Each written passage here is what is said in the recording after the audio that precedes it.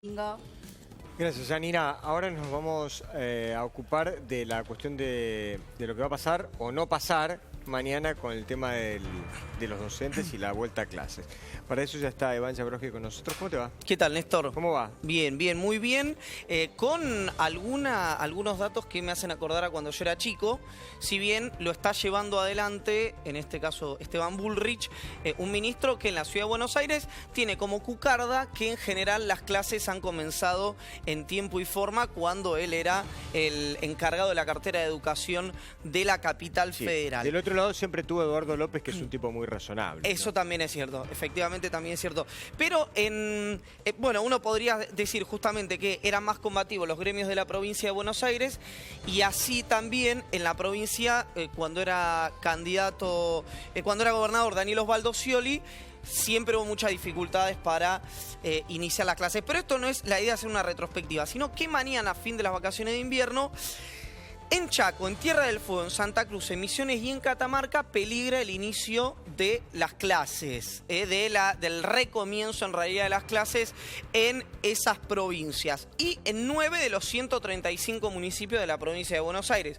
Uno diría, sí, son pocos municipios, sí, son populosos también esos municipios. Estoy hablando concretamente de La Plata, La Matanza, Ensenada, Tigre, Escobar, Quilmes, Berazategui, Marcos Paz y Bahía Blanca. En habitantes tenés la mitad de la provincia de Buenos Aires. Tenés fácil. un porcentaje muy pero muy alto. Sí, Recordemos muy que alto. La Matanza siempre se califica como la quinta provincia, ¿no? Sí, siempre sí. en cantidad. Aparte todos distritos muy populosos. poblacional. Quilmes tiene como 400 y pico mil, 500 mil Claro, habitantes. efectivamente, digamos. efectivamente. Todos distritos Es grandes. la Federación Docente Argentina y SUTEBA son los gremios que están llevando adelante esta protesta, concretamente la Federación Nacional Docente, que el reclamo ¿cuál es?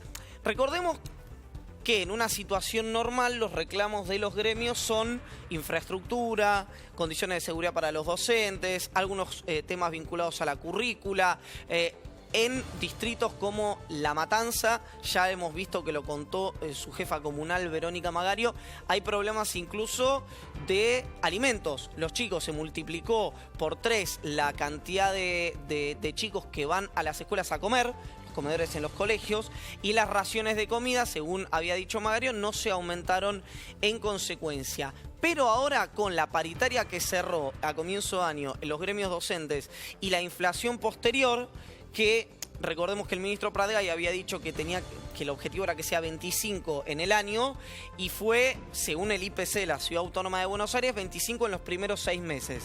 Entonces, en ese marco de merma del poder adquisitivo de los trabajadores en general, pero en este caso estamos hablando de los docentes, piden también una reapertura salarial. El ministro Esteban Bullrich, ¿qué dijo? Dijo, nosotros estamos siguiendo de cerca el caso, sabemos que también hay conflictos latentes en Jujuy, Santiago del Estero y Entre Ríos. No descartó la reapertura de paritarias, pero dijo que había sido uno de los gremios o uno de los sectores que tenía que había logrado una paritaria interesante. No sé si vos coincidís con esto. Una buena y una mala, a mí me parece que la mala es que sigamos discutiendo lo mismo. Como todos los años la misma película, todos los años la misma historia, todos los años la espada de Damocles que pende sobre los padres que tienen que decidir qué es lo que van a hacer con el tema de los chicos a la vuelta de vacaciones. Eso es lo malo. Lo bueno,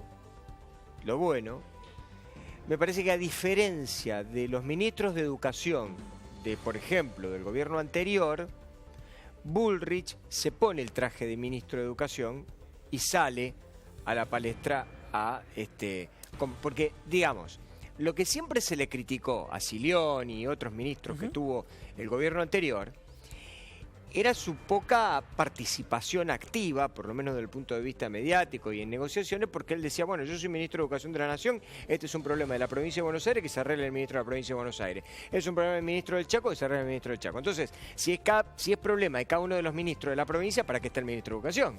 Ahorrémonos la plata y dejemos la cartera de educación vacante. ¿Sabés que pasaban cosas interesantes respecto a quienes llevan las negociaciones tanto en Nación como en provincia del gobierno anterior? ¿Por qué te digo esto? Era casi un eslogan de campaña que tenía Néstor Carlos Kirchner.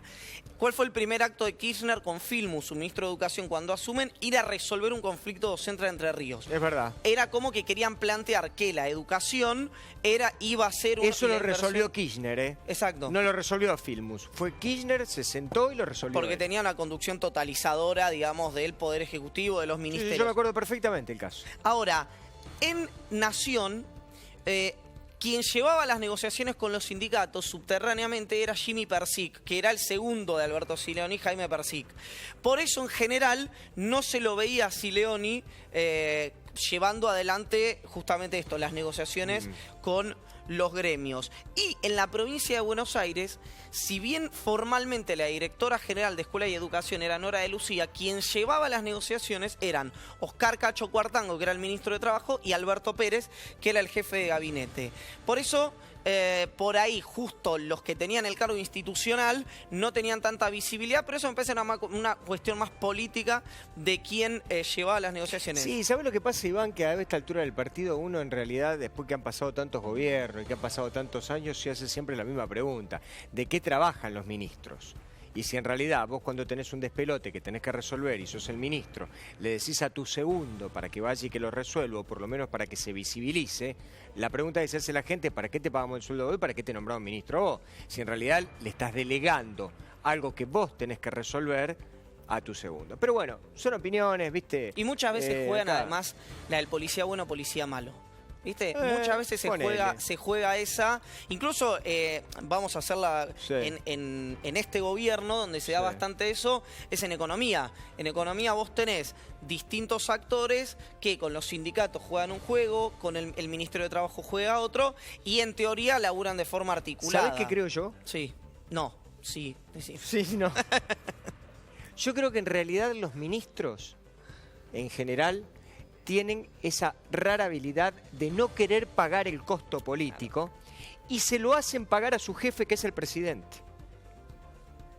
Entonces, hoy está pasando eso. Hoy pasa esto. Sí. El gran problema que tiene Macri es que tiene un montón de ministros, para no decir la inmensa mayoría de los ministros, excepto por ahí el jefe de gabinete Peña, pero que en realidad le están haciendo pagar el costo político a él porque ellos no ponen el traje. No hay un dique de contención antes de Macri. Entonces Macri tiene que explicar la tarifa. Macri tiene que explicar por qué pasó tal cosa o tal otra con el tema de los aumentos. Macri tiene que explicar y en realidad lo prenden fuego. Macri tiene que resolver el problema de Tinelli. Macri tiene que... lo terminan prendiendo fuego. Y si vos te fijás, cuando tienen que salir los ministros a comunicar, una de las declaraciones más conocidas fue la de estamos aprendiendo sobre la marcha, de Aranguren. Sí, es cierto que había como una lógica de los ministros anteriores de, vamos a decirlo para que lo entienda la gente, de prenderse fuego por el presidente o por la presidenta, por Kirchner o por Cristina. Estamos hablando de Daniel Fernández, de De Vido, de Vudú cuando era ministro de Economía, de Kicillof. No sé, se me pueden ocurrir, ahora no los tengo en la cabeza. A vos te podía gustar más o menos las explicaciones que daban, pero en realidad eran tipos que ponían la cara y que salían a pelearse, si se tenían que pelear con quien fuera. Vos acá tenés un montón de hombres que han aparecido ahora, que son ministros, y que en realidad le hacen pagar todo el costo político, independientemente de quién tome la decisión. Porque este es un tema de que seguramente las decisiones que ha tomado este gobierno han sido, sin lugar a dudas, las fundamentales del presidente. Sí, como pasa siempre en Argentina. Bueno, pero digamos, ¿para qué tenés los ministros? Para que en realidad te salgan a bancar a vos. Y te digo más, las internas que hay, por ejemplo, entre Pratgay y Sturzenegger, o cuando se le enrostra a Aranguren, que finalmente es institucionalmente el responsable del aumento de tarifas, pero quienes desarrollan ese famoso Excel del que habla Aranguren, no era el propio Aranguren, sino que son los coordinadores del gabinete económico que tiene el presidente de la Nación, que son Mario Eduardo Quintana y Gustavo Sebastián Lopetegui. Entonces, que se los conoce poco, pero son los hacedores finalmente de la política económica. Pero si vos fuiste presidente de Shell, ¿sí? Ni aunque no hayas sido presidente de Shell, a vos te traen un Excel y te dicen, Tomás, te armamos este Excel con los aumentos, firmalo. ¿Vos lo vas a firmar? No, claro, ahí está. Si ves una cosa que es una barrabasada como la que hicieron. ¿Lo vas a firmar? No, la palabra no, última le digo, es la de ¿sabes Macri. qué? Firmalo vos. Y yo cuando salga y te decir algo de respecto a los aumentos, voy a decir, yo con los aumentos no tengo nada que ver. Vaya y pregúntele a Quintana. Es que eso que vos decís lo dicen muchas veces en off los ministros. Y me parece, incluso saliendo un poco de lo que era el tema del paro docente, que se va a replicar el 11 de agosto, dicho sea de paso, ATE convoca un paro ese día, es que me parece que es muy poco tiempo transcurrido del gobierno para que haya el nivel de internas que hay. Creo que eso, la parte política, que el gobierno la maneja muy pero muy bien con la oposición, ¿no? Con gobernadores, en el Congreso de la Nación con el tándem Massot-Monzó. Me parece que en la interna, la relación con el radicalismo y la relación propia entre los ministros, entre los secretarios de Estado y el propio presidente y el jefe de gabinete Marcos Peña, le falta un poquito de W40 y que falta aceitar un poquito esa parte, Néstor. Te dije que te sigo, ¿no? Muchas gracias. Te sigo toda la semana. Vamos a la pausa. Ya volvemos.